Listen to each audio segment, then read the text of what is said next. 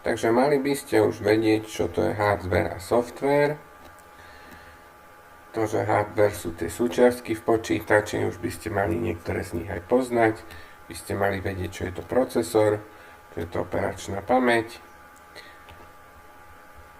čo sú to periféria, ako reproduktory, tlačiareň a tak ďalej, čo je to trvalá pamäť. A takisto by ste mali vedieť, že software sú programy, ktoré ten hardware oživujú. Dneska si povieme o takom najdôležitejšom softvéri, ktorý sa spustí hneď potom, ako zapnete počítač a systém BIOS kontroluje jeho základné funkcie. A týmto programom je operačný systém. Všetci asi poznáte operačný systém Windows, ktorý sa začne spúšťať na počítačoch v našej učebni, keď ho zapnete. Takisto asi poznáte operačný systém Android, ktorý je asi na väčšine mobilných telefónov. Niektorí možno poznáte systém macOS, ktorý sa nachádza na počítačoch Apple. A dnes si ukážeme, ako vyzerá operačný systém Linux. Takže začneme asi tým, že vám ukážem môj operačný systém. Je to jedna z distribúcií Linuxu, ktorá sa volá Fedora, ale o tom troška neskôr. To, čo vám chcem ukázať, je, na čo všetko ten operačný systém slúži. Zapnem si takýto program, ten si môžete pustiť aj vo Windowse, keď stlačíte klávesovú skratku Ctrl, Shift a ESC, alebo Escape, tak sa vám otvorí takýto programček, ktorý nám ukazuje, aké programy sú spustené v počítači.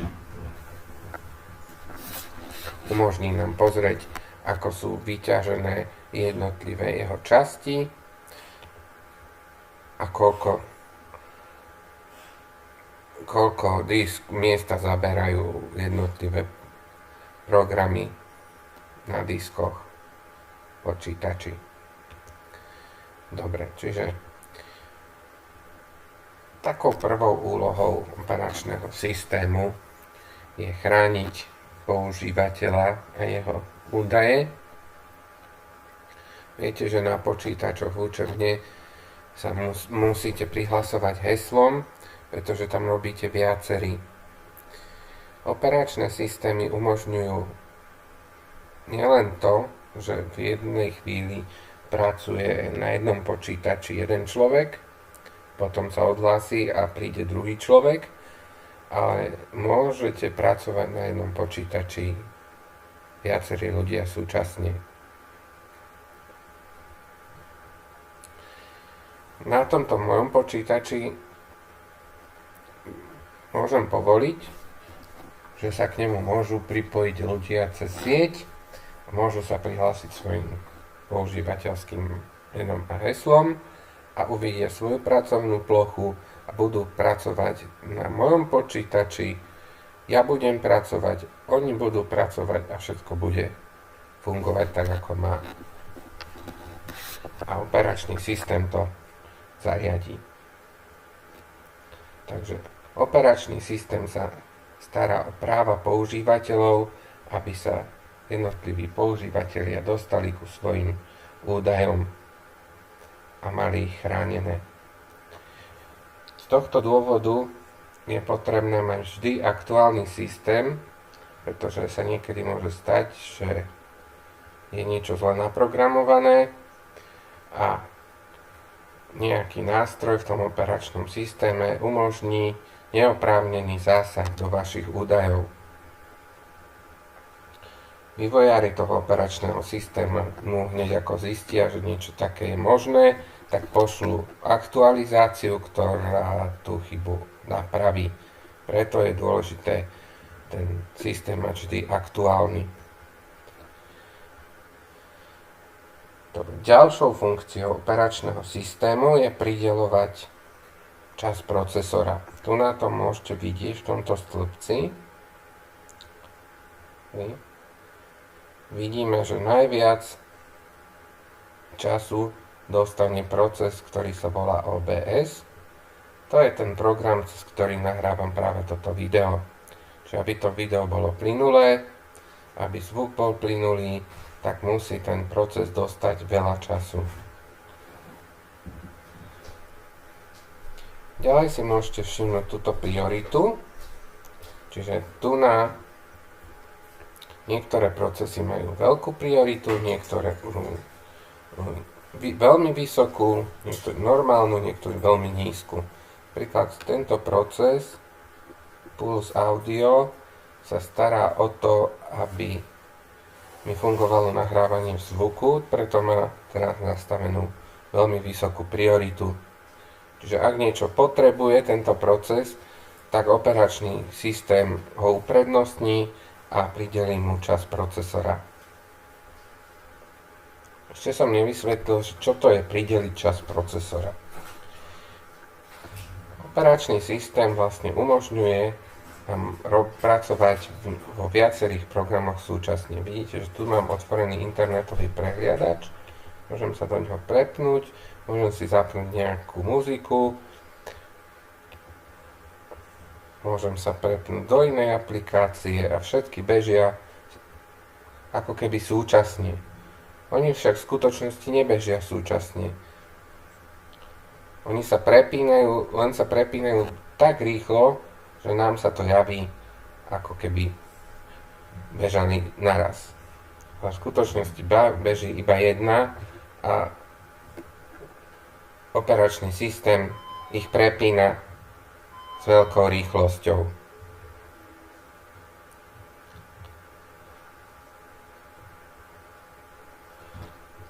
Takže keď si ďalšou funkciou toho operačného systému je prideľovať pamäť jednotlivým programom. To je tá operačná pamäť, ktorá je veľmi rýchla a na to, aby ten systém fungoval, tak potrebuje mať k dispozícii pamäť, čiže operačný systém mu pridelí. Keď tej pamäti nie je dostatok, tak potom z nej odkladá do odkladacieho priestoru. To môžeme vidieť tu na, že mám celkovú pamäť využitú 2,5 GB z 2,8 a v odkladacom priestore už mám 1 GB odložených vecí, ktoré práve teraz nie sú potrebné. Keď sa prepnem z jednej aplikácie do druhej, tak systém automaticky načíta tie potrebné veci z odkladacieho priestoru, ktoré sú na trvalom úložisku, presunie ich do operačnej pamäte. A naopak tie údaje, ktoré už nie je potrebné pre bežiaci proces, tak tie odkladá zase na trvalé úložisko, ktoré je troška pomalšie. Čiže to nám zabezpečí, že nepotrebujem tak veľa operačnej pamäte a stále ten systém beží svižne a všetko v ňom funguje tak, ako má. Čiže poďme zase naspäť. Tu vlastne v tomto zase okne, v tomto grafe vidím, ako sú vyťažené jednotlivé jadra procesoru, že mám tam 4 jadrá a vidím, že procesor číslo 3 sa teraz asi potí najviac procesor číslo 2 troška menej a tieto dva, jednotka a štvorka ešte menej. A občas to vybehne zase iným smerom, čiže vidíme, že tu na tá krivka beží viac menej rovnako na všetkých. Čiže všetky 4 jadra sú zhruba rovnako využité. Tu nás zase vidím využitie siete, čiže odosielanie a prijímanie údajov, koľko údajov bolo prijatých, koľko odoslaných v aktuálnom čase.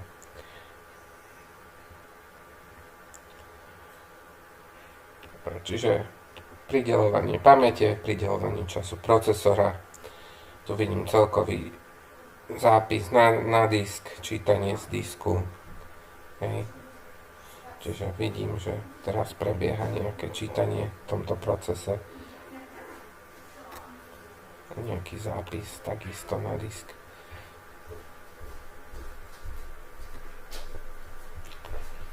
Dobre, teraz by som vám porozprával niečo o operačných systémoch, ktoré môžete si vyskúšať aj doma. Čiže ak si nájdete stránku, ktorá sa volá DistroWatch,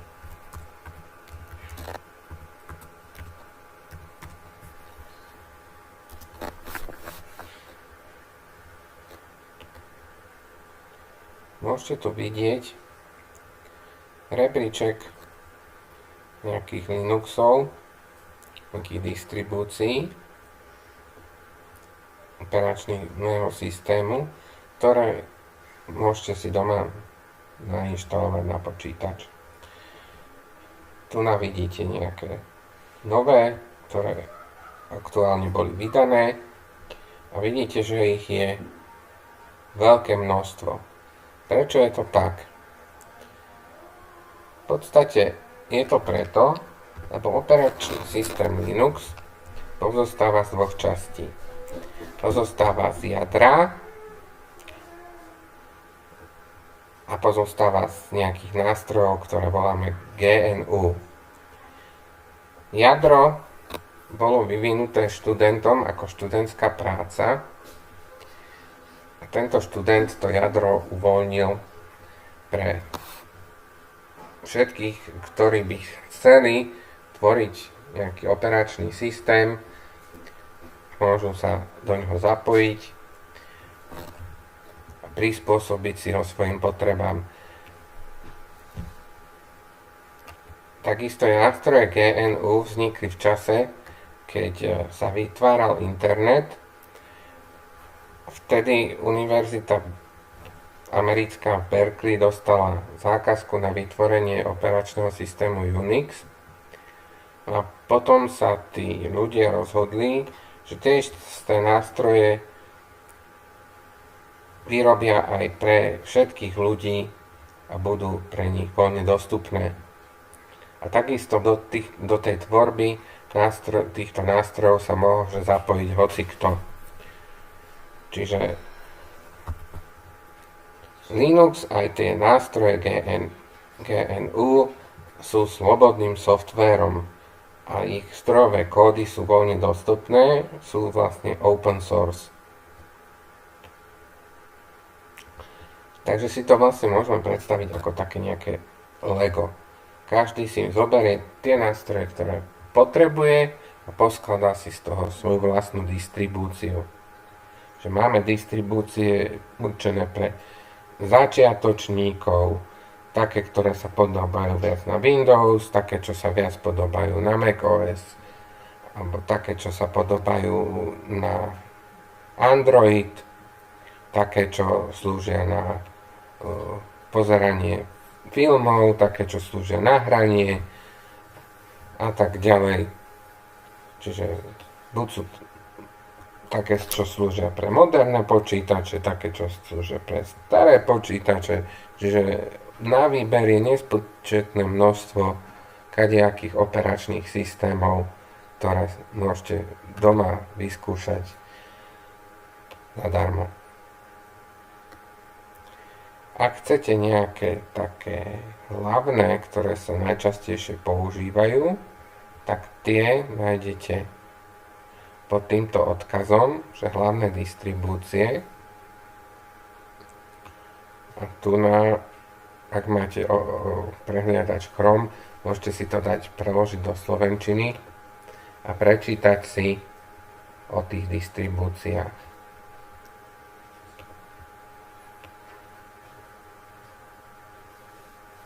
Sú také tzv.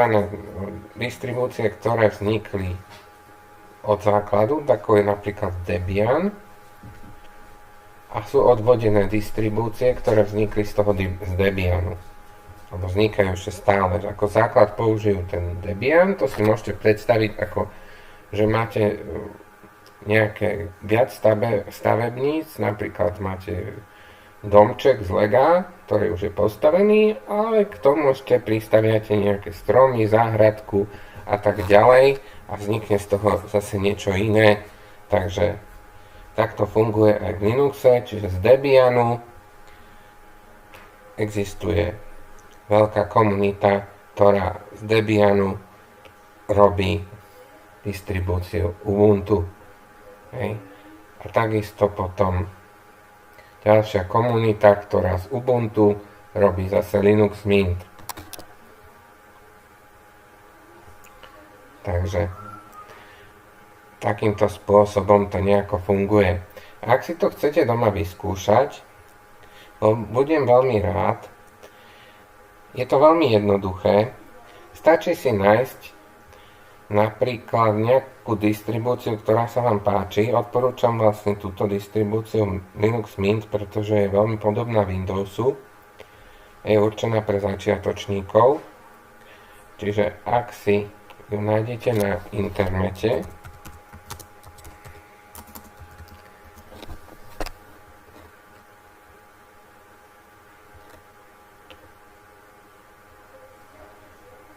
tak môžete si stiahnuť, keď kliknete tuto na download. A k dispozícii budete mať 3 rôzne verzie. Takže Cinnamon je určený na to je vlastne názov grafického prostredia. Je určený pre moderné počítače s výkonnými grafickými kartami. Linux Mint je v podstate pre staršie počítače, ktoré sú tak okolo roku 2010, možno troška staršie, a XFCE ešte pre staršie počítače. Ale to neznamená, že na výkonnom počítači nemôžete použiť aj XFCE. Ale na starom počítači by som asi Cinnamon neskúšal. Hej. Všetky 3 prostredia sú plnohodnotné, majú všetky funkcie, ktoré majú mať, len ten Cinnamon využíva výkon grafickej karty, takže tam budete mať viac efektov, budú skákať okienka krajšie, prelínať sa, prichytávať na okraj obrazovky a tak ďalej. Tieto staršie verzie to možno nebudú až také premakané, ak nemáte grafickú kartu. Ak máte grafickú kartu, tak tam samozrejme dajú pozapínať rôzne efekty, tak ako to bolo na tom prvom videu.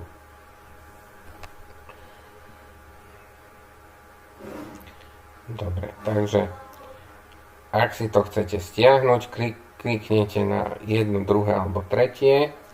Čiže dajme tomu, že mám dosť výkonný počítač, vyberiem si Cinnamon a teraz si vyberiete len nejakú krajinu, ktorá je tam blízko a stade si to stiahnete, čiže keď kliknete buď na Rakúsko alebo Českú republiku, malo by to stiahovanie ísť celkom svižne.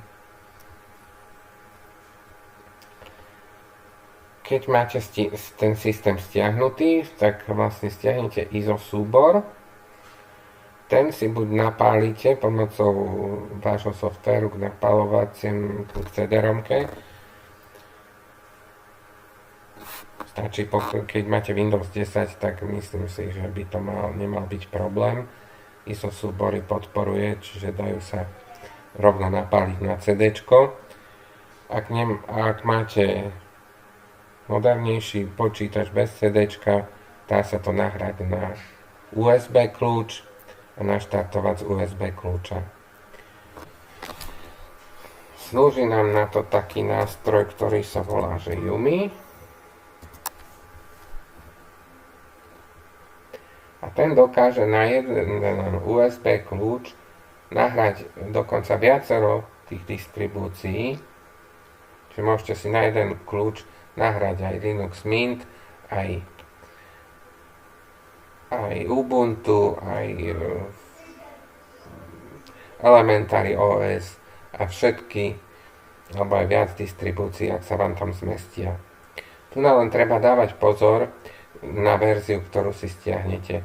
Čiže pre novšie počítače je určená táto Yumi UEFI, že musíte si zistiť, či podporuje váš počítač, či má BIOS UEFI, alebo má klasický starý BIOS, ako bol v starších počítačoch. Takže pre staršie počítače 2010 a staršie budete stiahovať toto, pre novšie budete stiahovať toto. Takže tento program si stiahnete, pomocou neho si ten ISO súbor nahráte na USB kľúč. Potom ten USB kľúč stačí strčiť do počítača a pri štarte počítača nastaviť štartovanie z toho USB kľúča. To sa robí na každom počítači troška inak. Väčšinou je to pri štarte treba držať kláves buď F10 alebo F12 alebo F1, čiže každý počítač to má troška inak, čiže treba si to zistiť a naštartujete si tento USB kľúč a na ňom si vyberiete tú distribúciu, ktorú ste si na ňom nahrali. Nemusíte sa báť, že vám to niečo pokazí v počítači, pretože tie Linuxové distribúcie bežia rovno z toho USB kľúča a pokiaľ a môžete ich skúšať bez toho, aby ste čokoľvek v tom počítači zmenili. Ale keď chcete ten Linux mať rovno v tom počítači, tak kliknete na inštalovať, až vtedy vlastne sa vám do počítača ten Linux Mint nainštaluje. A máte na výber zase, či premážete Windows a bude celkom fuč, alebo si to nainštalujete spolu s Windowsom na jeden hard disk, že tam sa vám upravia tie oddiely na tom disku tak, aby ste si pri štarte vášho počítači mohli vybrať, či naštartujete Windows alebo naštartujete Linux. Čiže ak mi pošlete, že sa vám podarilo nainštalovať Linux a prihlásite sa do svojho Office 365 účtu a pošlete mi fotku z Linuxu, tak dostanete veľkú jednotku. Dobre, takže tým, čo sa do toho nechce, nachystal som pre vás ešte ďalšie video, kde si aspoň pozrite, ako to v tých Linuxoch vyzerá. Dobre, a samozrejme ešte je pre vás pripravený utvrdzovací test.